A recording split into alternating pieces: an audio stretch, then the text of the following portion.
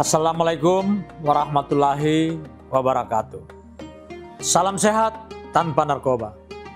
Saya Martinus Hukom, Kepala Badan Narkotika Nasional Republik Indonesia, mengucapkan Selamat Idul Fitri 1446 Hijriah.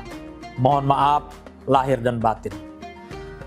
Di hari yang fitri ini, saya mengajak saudara-saudara sekalian untuk melanjutkan semangat kebersamaan serta terus meningkatkan keimanan dan ketakwaan sehingga kita semua mampu mengendalikan diri dari segala godaan termasuk penyalahgunaan dan peredaran gelap narkoba.